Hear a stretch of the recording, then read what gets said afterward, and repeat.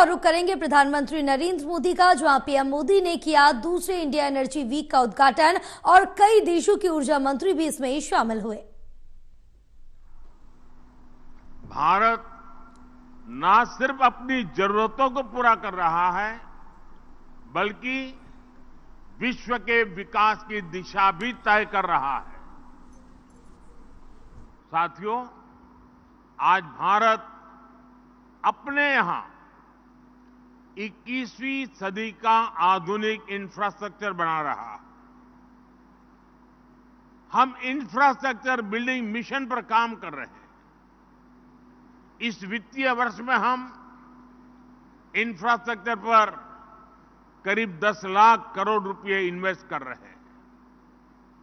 अभी एक सप्ताह पहले जो भारत का बजट आया है, उसमें हमने अब इंफ्रास्ट्रक्चर पर 11 लाख करोड़ रुपए से अधिक के खर्च का संकल्प लिया है। इसका एक बड़ा हिस्सा एनर्जी सेक्टर के खाते में जाना तय है। इस बड़ी राशि से रेलवे, रोडवेज, वाटरवेज, एयरवेज या हाउसिंग, जो भी इंफ्रास्ट्रक्चर देश में बनेगा, सभी को एनर्जी की जरूरत होगी। और इसी कारण आप देख रहे हैं कि भारत कैसे अपनी ऊर्जा क्षमता को, एनर्जी कैपेसिटी को लगातार बढ़ा रहा है। हमारी सरकार ने जो रिफॉर्म्स किए हैं, उससे भारत में घरेलू गैस का उत्पादन तेजी से बढ़ रहा है। हम प्राइमरी एनर्जी मिक्स में नेचुरल गैस को 6% से बढ़ाकर 15% तक करने के लिए प्रयास कर रहे हैं। इसके लिए अगले 5-6 वर्षों में करीब $67 बिलियन का निवेश होने जा रहा है।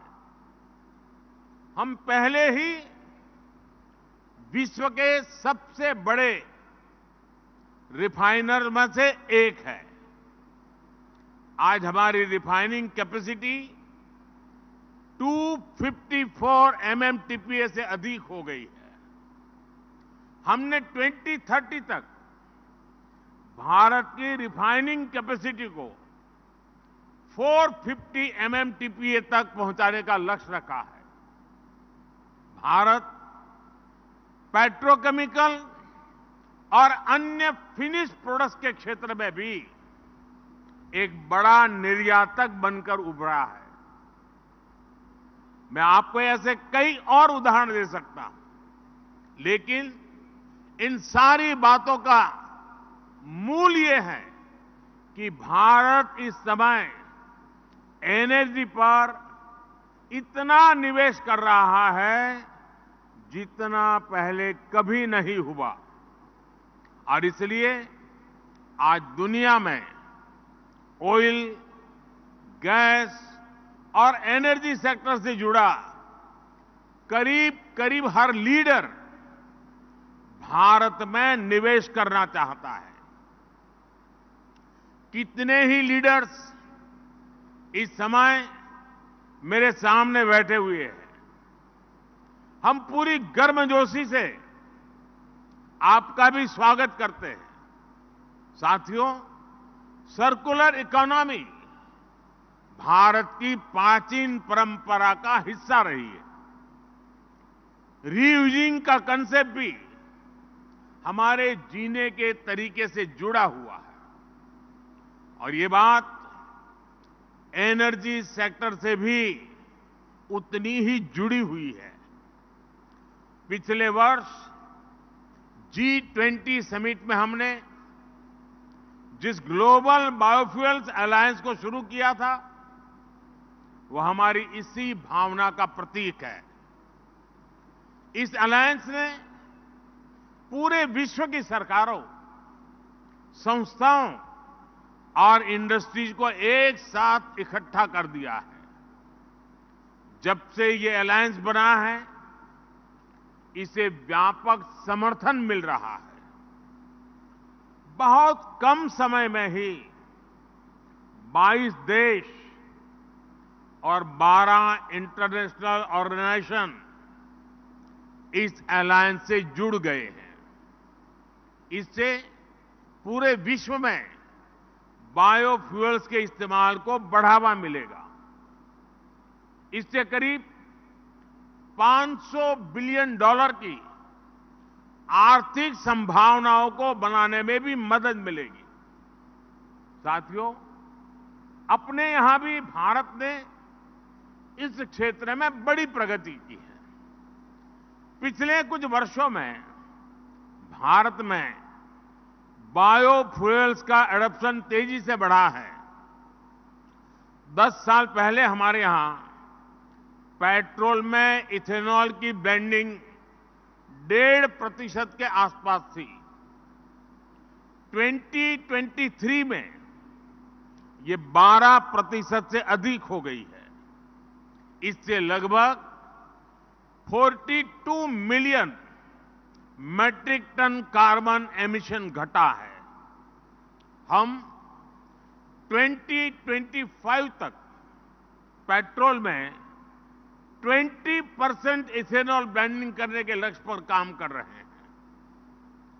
आप में से कई लोग जानते होंगे, पिछले इंडिया एनर्जी वीक के दौरान ही भारत ने 80 से ज्यादा रिटेल आउटलेट्स पर 20% इथेनॉल ब्लेंडिंग की शुरुआत की थी।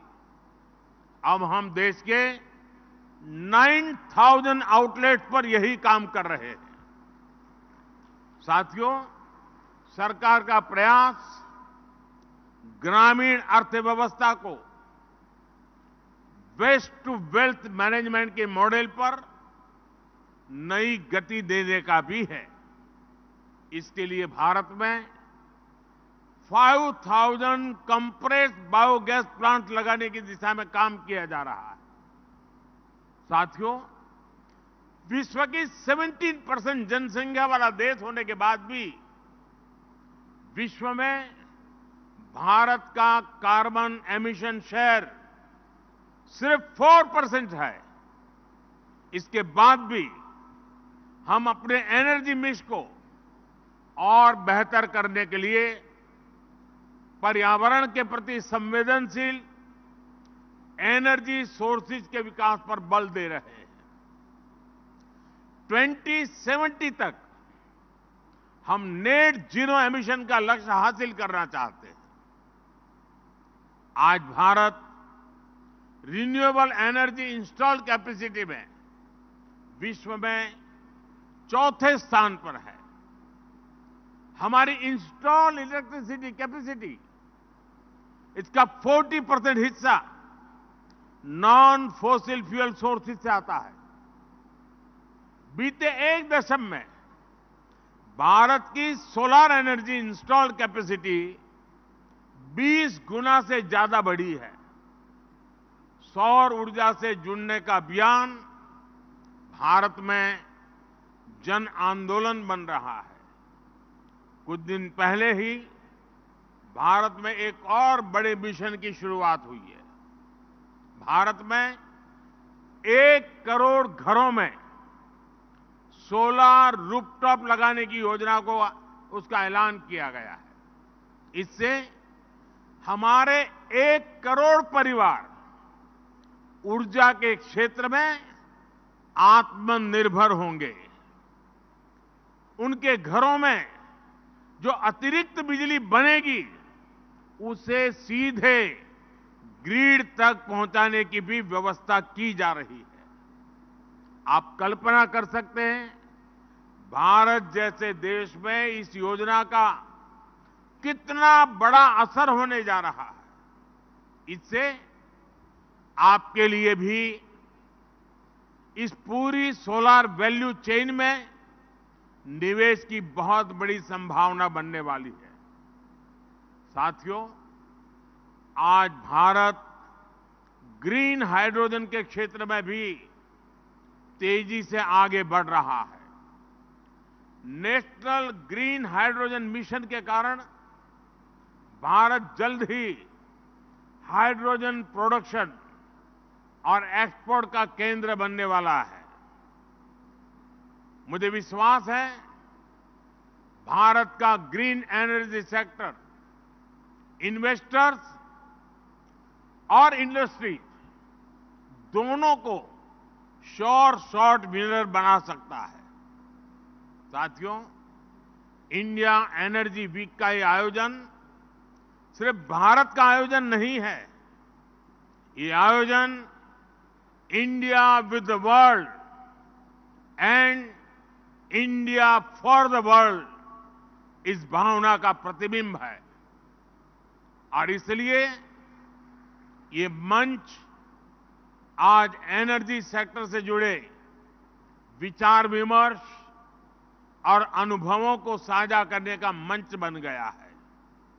आइए एक दूसरे से सीखने पर, तकनीक की साझेदारी पर और सस्टेनेबल एनर्जी के नए रास्तों को तलाशने पर एक साथ आगे बढ़ते हैं।